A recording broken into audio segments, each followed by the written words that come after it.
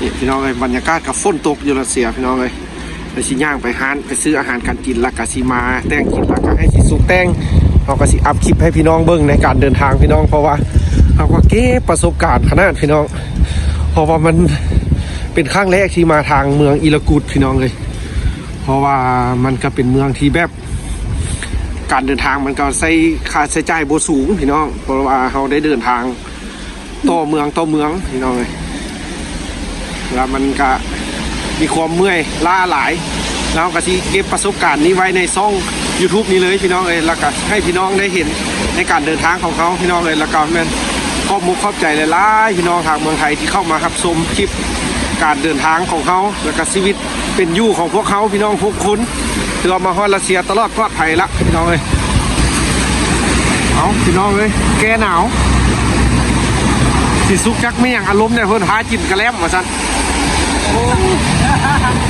พี่น้องฮอตละได้รัสเซียเด้อถ่ายคลิปให้เบิ่งบรรยากาศอยู่พี่น้องเลยตอนนี้แมนสดๆเลยอยู่วันที่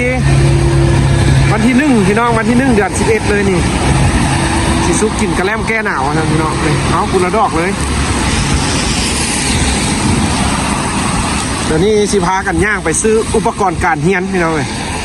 พาไปซื้อปิ้มซื้อสออุปกรณ์การเรียนมันจะได้เกี่ยมเข้าโรงเรียนแล้วพี่น้องเพราะว่าเขามาฮอดแล้วก็ไปโรงเรียนบัดนี้เรียนหนังสือนี่ก็เป็นบรรยากาศอยู่พี่น้องในรัสเซีย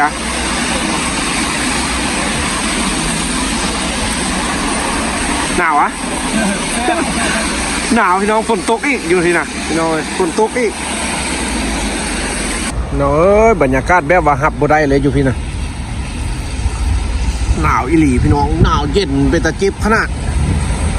ฝนพัดตกอีกเอาไปกินส้มหมดสีซุกก็ยังกินกระแลมอยู่เอาวะแซ่บก็ได้ซีมึงละแซ่บพอดีส้มหวานมันปืนน้อยพี่น้องขึ้นไปมักกันทันเอาไปกินกับแก้วแรกบอกคือมักกันทันมักกันทันเอาไหมพ่อสีสุกที่รักมักแอปเปิ้ลเพิ่นพี่น้องเลยอย่าให้เด้อ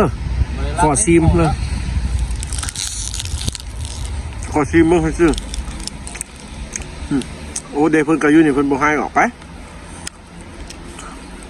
กินกับแก้วปลาแดกเด้อคักขนาดไปย่าง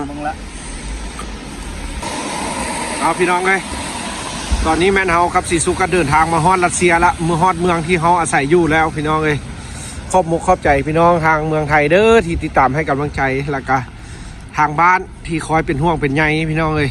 แล้วก็เอื้อยเพิ่นที่อยู่ทางต่างแดนเนาะเพิ่นเอ็ดคลิป YouTube นำกันพี่น้องเลยตอนนี้แมนพวกเฮาครับสีสุกนี่มาฮอดละมาฮอดเมืองที่เฮาอาศัยอยู่ละบรรยากาศก็เป็นหนาวพี่น้องเลยมีแต่บัดนี้เราเขาสิเอ็ดคลิปในการเดินทางให้เบิ้งพี่น้องเพราะว่าพี่น้องทางเมืองไทยก็เข้ามาให้กำลังใจหลายๆแต่ละคลิปเขาลงเนาะเอาเดินทางผ่านไทยมาฮะพี่น้องเลยแล้วเขาจะเอาคลิปแต่ละคลิปมารวมกันในการเดินทางของเขา4 มื้อพี่น้องเลยเพราะว่ามันเป็นประสบการณ์อีกประสบการณ์หนึ่งที่เขาเดินทางพี่น้องเพราะว่ามันเป็นการเดินทางที่โดดนานหลายพี่น้องเลยต้องว่าเป็น4 มื้อพอดีมื้อที่5มาฮอดพี่น้องเลย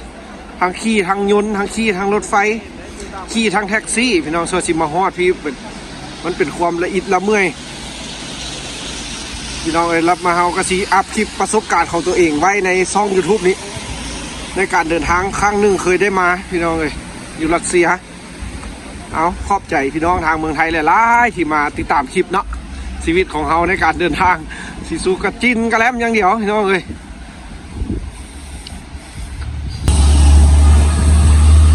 เมืองสีสุกย่างมุ่งมั่นขนาดพี่น้องเลย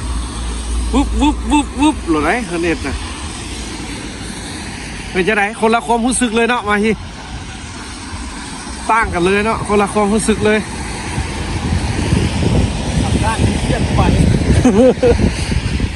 หนาวอีหลีพี่น้องเย็นที่ลึกโอ้สมกับเมืองหนาวแท้เพิ่นอยู่นี่ประจำจะนอนอยู่ไหนเพิ่นบอกสิหนาวเรื่องกับ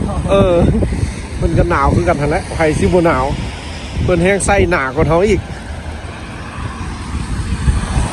รัสเซียเลยสดๆหนาวเอาน้องเลย การที่จะมาใช้ชีวิตอยู่รัสเซียบ่แม่นเรื่องง่ายๆพี่น้องมันต้องเจอกับอากาศหนาวๆนี่แหละผู้ใดมักแล้วแม่นอยู่ได้โลดคันว่ามักอากาศหนาวแล้วพัน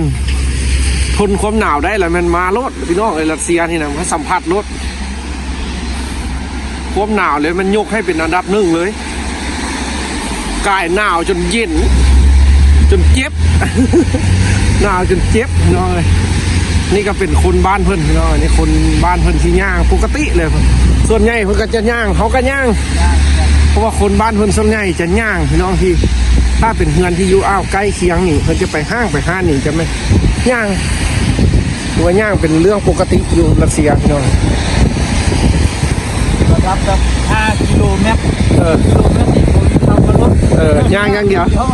ย่างพี่น้องเลยคักเนาะคืออยู่วะคือกับอยู่บ้านเขาอยู่วะเป็นจะไหนได้กับอยู่บ้านเขานี่ผมมีคำมาย่างเนาะอากาศเดี๋ยวเป็นจะไหนคักอยู่วะอากาศเราจะร้อนนั่นแหละเอาอากาศอ่อนเอาอยู่ที่ดิอยู่ที่ละเย็นจี๊ดเลยเนาะมันวันหนาวเจ็บหมดกระดูกหนาวเจ็บหมดกระดูกแค่ไหนไม่ได้เกินจริงช่วงใบไม้ร่นนี่พี่น้องเอ้ยพักเมืองยามหนาวพี่น้องเลยยามหนาวบ้านเพิ่นพักพี่น้องเอ้ยรัสเซียนะสนใจแท้ความเย็นความหนาวนี่ถือว่า5 กิโลบ่10 กิโลนี่ย่างอย่างเดียวเขากับสิสุกพี่น้องเลยย่างที่ไปซื้อเครื่องพี่น้องไปซื้อเครื่องเกี่ยมอุปกรณ์การเฮียนเราจะได้เข้าโรงเรียนละพี่น้องบ้านนี้นะ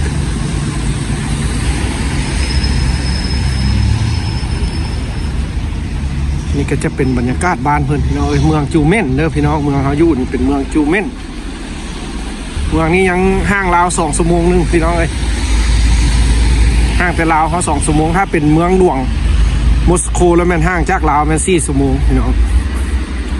สำหรับเมืองที่เขาอาศัยอยู่แล้วแม่นห่าง2 ชั่วโมงแล้วก็มันอยู่บ้านเขามันมุงไปก่อนพี่น้องเลยอยู่พีซ่าก่อนวิดเริ่มต้นใหม่พี่น้องเลยไม้พันหู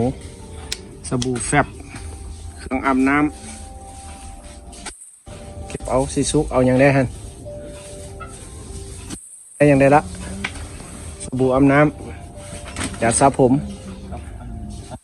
พี่น้องมาเริ่มต้นใหม่ชีวิตรัสเซียสิเป็นอย่างไรในต้นฤดูหนาวนี่อากาศธรรมดาพี่น้องเลยบุเพงปะไดนี่ระดับ50,000กันอันนี้นะอันทาขี้แห้งเอา1สำคัญนะตัวปะประเทศเลยปะเลยเอาไปอันนึงจะได้เอื้อนอาจารย์มาเบิ่งนำปุ่มสอปุ่มเอาจากหัว4-5 หัวงามขนาดข้างหน้ามีพันดาอีกเอาจาก5 หัวซะ5 หัวนะปุ่มสอบิ๊กไม้บรรทัด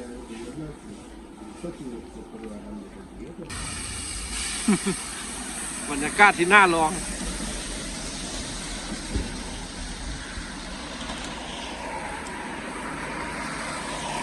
รัสเซียของเก่าแก่พี่น้องเลยเมืองโบฮานเก่าแก่ขนาดหนาวคักผู้สาวรัสเซียบ่หนาวบ่เนาะฮะหนาวคือกันเนาะแรกๆเมืองขี่รถเลาะอยู่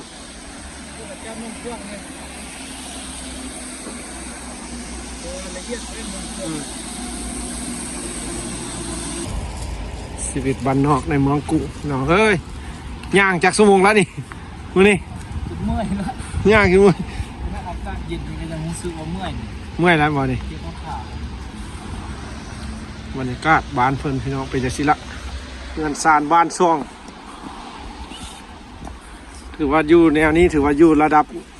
ในเมืองละกลางเมืองแล้วนี่พี่น้องกลางเมืองของรัสเซียเมืองจูเม่นละได้ นี่ก็เป๊ะเครื่องอุปกรณ์การเฮียนสิสุกเขาก็อาหารการกินมื้อนี้ไปเอ็ดกิน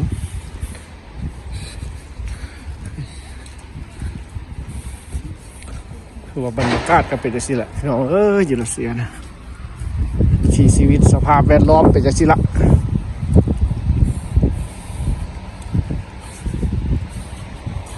ปีใดสิมาบ้านนี่นี่สิโซมีแห่นสิมาบ้านนี่วะนี่ โอ้จักเมื่ออยู่เลย ยักเมื่ออยู่คือว่าอยู่บ่ได้มาอยู่รัสเซียนี่จำเป็นวะจำเป็นวะจึงได้มาอยู่เบิ่งหามดูหามเลยดูจำเป็นวะจึงมาอยู่คือว่าจังไหนมักบ่อยู่บรรยากาศอยู่รัสเซีย ว่าอันนี้เอิ้นว่าหน้าที่หนึ่งมาส่งมากอะเป็นความฝันเฮาเขาอยากมา ประสบการณ์เนาะ ประสบการณ์ใหม่ๆเพิ่นเมืองง่ายนี่แหละ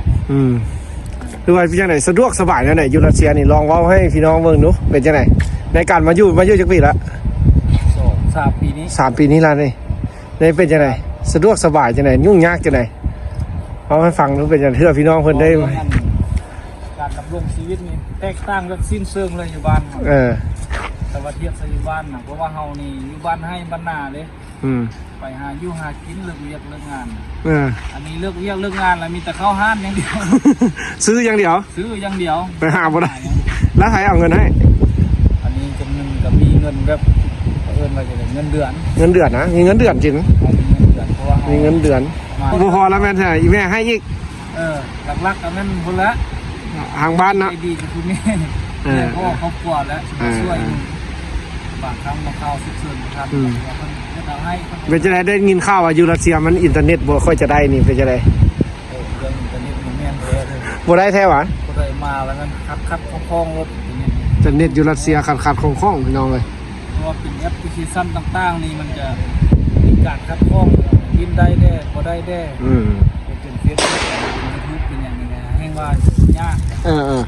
แล้วอันนั้นนี่ฮะได้ติดต่อหมู่บ้านแล้ววะนี่ว่าบอกทางบ้านว่าเขาว่าแล้ววะติดต่อแล้วบ่แต่บางเทื่อมันก็ได้เทื่อก็บ่ได้บ่ในอินเทอร์เน็ตเนาะ